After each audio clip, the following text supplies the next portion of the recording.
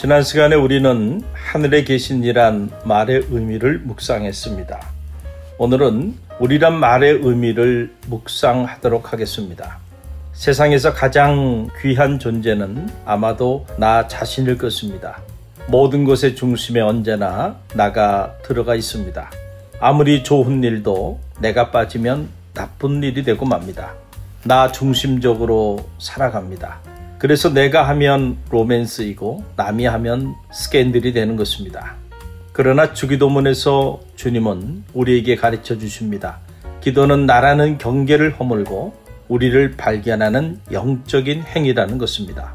나에서 우리로 주기도문은 기도의 이런 본질을 잘 보여줍니다. 주기도문에는 나라는 단어가 단 한 단어도 없습니다. 우리 헤몬이라는 단어만 있을 뿐입니다. 모두 6번의 우리라는 단어가 사용되고 있습니다. 헬라어 언어로는 우리라는 단어가 9번 등장합니다. 우리 아버지여, 오늘날 우리에게 일용할 양식을 주옵시고 우리가 우리 죄를 사하여 준 것 같이 우리 죄를 사하여 주옵시고 우리를 시험에 들게 하지 마옵시고 우리가 주기도문대로 기도하고 주기도문대로 실천한다면 자기 속에는 나라는 존재 대신 우리라는 존재가 중요하게 자리 잡게 될 것입니다. 그런데도 여전히 나만 알고 있다면 그것은 아직도 주기도문의 가르침대로 기도하며 살고 있지 않다는 것입니다. 주님 가르쳐 주신 기도대로 기도할 때 하늘의 문이 열리는 것입니다. 하나님이 우리 아버지이면 예수를 믿는 우리 모두는 한 형제요 자매입니다. 옆에 있는 사람이 나의 가족처럼 느껴지기 시작해야 합니다. 주기도문은 나에게가 아니라 우리에게 일용할 양식을 주옵소서라고 기도하게 합니다. 그러면 내 식사의 문제가 해결됐다고 해서 문제가 끝난 것이 아닙니다. 그 공동체 내에 한 사람은 굶주리고 한 사람은 배불러서 버리는 일이 일어나서는 안 되는 것입니다. 우리 죄를 사하여 주옵소서라고 기도할 때는 그 죄에는 내 죄뿐만 아니라 다른 사람의 죄까지 포함이 되는 것입니다. 타인의 죄 때문에 내가 아파하고 내 죄가 사함 받는 것 때문에 옆에 있는 형제가 기뻐합니다. 우리를 시험에 들게 마옵시고 라고 기도하면서 내가 시험에 빠지지 않았다고 기뻐하지 말고 다른 형제와 자매가 시험에 빠지지 않도록 중보하며 기도해야 합니다. 그러니 주기도문을 제대로 하면 나는 사라지고 우리라는 단어만 남게 되는 것입니다. 주님이 가르쳐 주신 기도는 그래서 끊임없이 나를 넘어서는 기도입니다. 저명한 기독교 심리학자 폴 트루니에는 혼자서는 할 수 없는 것이 둘이 있다. 하나는 결혼이고 또 하나는 그리스도인이 되는 것이다 라고 말했습니다. 교회는 공동체입니다. 기독교의 핵심 교리는 사랑입니다. 사랑은 혼자서는 할 수 없습니다. 끊임없이 상대방을 찾는 것이 사랑입니다. 교회가 공동체일 수밖에 없는 이유가 여기에 있습니다. 그러므로 우리가 이 땅에 살면서 서로 함께 사는 법을 배우지 못한다면 천국에 가서도 천국의 기쁨을 제대로 맛보지 못할 것입니다. 바리새인들이 하나님의 나라가 어느 때에 임합니까? 라고 물었습니다. 그때 예수님께서 이렇게 말씀하셨습니다. 예수께서 대답하여 이르시되 하나님의 나라는 볼 수 있게 임하는 것이 아니요 또 여기 있다 저기 있다고도 못하리니 하나님의 나라는 너희 안에 있느니라. 너희 안은 우리 마음속이 아닙니다. among you입니다. 너희들 가운데 즉 우리라는 공동체 가운데 있다는 것입니다. 우리라는 공동체 안에 하나님의 나라가 있다는 것입니다. 서로 예수 그리스도를 믿고 사랑을 나누는 이 우리라는 믿음의 공동체 안에 천국이 있는 것입니다. 주기도문에서 우리를 강조하는 이유는 우리 신앙생활의 유익을 위해서입니다. 어떤 분들은 기독교의 교리나 예수님 말씀은 좋은데 기독교인들이 싫어서 교회를 멀리한다고 합니다. 그래서 혼자 기도하고 말씀을 읽으며 나 홀로 신앙생활을 하겠다는 분들이 있습니다. 이런 분들은 거의 대부분이 자신들의 공헌과는 달리 신앙을 조만간에 버리게 될 것입니다. 물고기가 물을 떠나 살 수 없는 것과 같은 이치입니다. 기독교 영성은 공동체적 영성입니다. 성령은 하나 되게 하는 영입니다. 성령을 공동의 영, communal spirit이라고 칭합니다. 성령을 받으면 우리는 누구나 홀로 머물지 않고 공동체를 형성하게 되는 것입니다. 그 사실을 몰랐던 크리스찬 지식인들이 과거 자칭 지식인임을 칭하면서 마치 자신들만이 가장 의식 있는 종교인인 것처럼 행동하였던 무교회주의자들이 있었습니다. 그런데 지금 그들이 어디 갔나요? 다 소리 없이 사라져버리고 말았습니다. 십자가의 성 요한은 이렇게 말합니다. 홀로 떨어진 고고한 영혼은 홀로 타는 석탄과도 같다. 그 불길은 이제 식는 일만 남았다. 더 이상 뜨거워지지 않을 것이다. 과거와는 달리 이제 한국도 캠핑 문화가 정착해가고 있습니다. 많은 사람들이 캠핑을 즐기며 살고 있습니다. 캠핑의 맛 중에 최고의 맛은 역시 불멍이지요. 모닥불 피워놓고 따뜻한 커피 한잔 마시며 사랑하는 이들과 불멍하는 맛은 그 어떤 맛보다 행복한 맛이지요. 그런데 모닥불을 지피기 위해서는 마른 장작을 잘 모아야 합니다. 잘 타던 장작도 흩어뜨리면 금방 불길이 사라지고 맙니다. 기독교의 영성도 마찬가지입니다. 함께 모일 때 더욱 뜨겁게 타오르게 되는 것입니다. 뭉치면 살고 흩어지면 죽는 것입니다.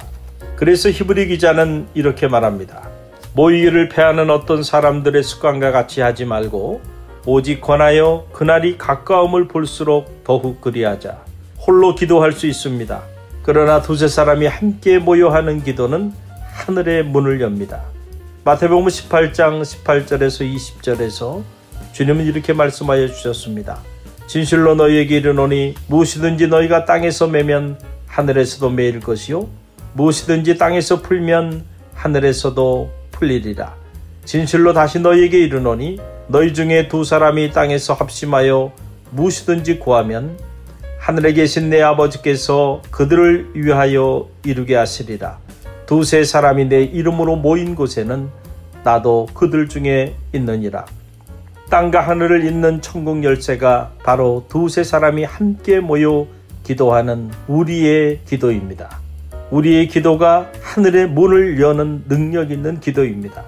초대교회 역사를 이룰 때 우리의 기도가 놀라운 동력이 되었습니다. 사도행전에 보면 120문도가 함께 모여 마음을 같이 하며 우리의 기도를 하나님께 올려드릴 때 성령이 불의 혀처럼 임하였음을 알 수 있습니다. 여자들과 예수의 어머니 마리아와 예수의 아우들과 더불어 마음을 같이하여 오로지 기도에 힘쓰더라. 그들이 주님의 말씀을 붙잡고 함께 모여 한 마음으로 기도할 때 하늘의 문이 열리며 성령이 그들에게 강하게 임하는 역사가 나타났습니다.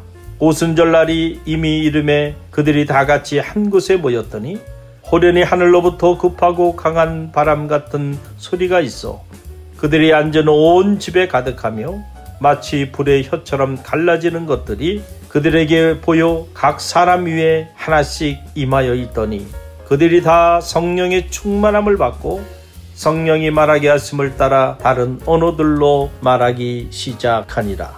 또 하나 주기도문에서 우리를 강조하는 이유는 우리는 한 가족임을 나타내기 위함입니다.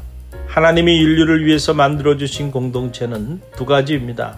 하나는 가정이란 공동체이고 또 하나는 교회라는 공동체입니다. 교회란 공동체는 영적으로 보면 마치 가족과도 같습니다. 하나님이 아버지가 되시고 우리는 그분의 자녀가 되었다면 우리는 모두 한 가족인 셈입니다. 마음에 들지 않는다고 해서 내가 가족이 되는 것을 포기하거나 다른 식구를 제명시킬 수는 없습니다. 서로 의견이 다르다고 해서 갈라설 수도 없습니다. 더군다나 능력이 없다고 가족에서 쫓아낼 수는 없습니다. 교회 공동체도 마찬가지입니다.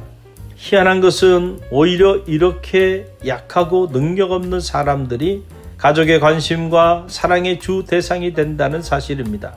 19명의 자녀를 낳고 길렀던 존 웨슬리의 어머니는 이 자녀들 중 누구를 더 사랑하느냐는 질문에 이렇게 말했습니다.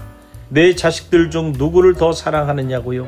아픈 자식이 나을 때까지는 그 자식을, 집 나간 자식이 돌아올 때까지는 또 그 자식을 나는 더 사랑합니다.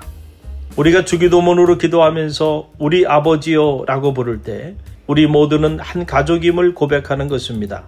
그래서 호칭도 형제, 자매라 부릅니다. 주기도문을 실천했던 초대교회 공동체는 마치 한 가족처럼 매일 모이기를 힘쓰며 떡을 떼며 식사를 같이 하였습니다. 밥을 같이 먹어야 식구가 되는 것입니다. 초대교회를 밥상 공동체로 불렀습니다. 예찬의 중요성이 여기 있는 것입니다. 서로 모든 물건을 통용하고 재산과 소유를 팔아 각 사람의 필요를 따라 나눠주었습니다. 가족이 그렇지 않습니까? 능력에 따라 일하고 필요에 따라 사용합니다. 아버지는 일하고 자녀들은 마구 씁니다. 초대교회에서는 능력 있는 사람은 많이 내어놓고 가난한 사람들은 그것을 받는 것을 부끄러워하지 않았습니다. 이 우리가 확장되는 것이 곧 교회 공동체입니다. 이렇게 그리스도의 은혜를 받은 사람의 수가 점점 더 늘어나는 것입니다. 이 우리라는 것은 단지 우리 교회 공동체만을 말하는 것이 아닙니다.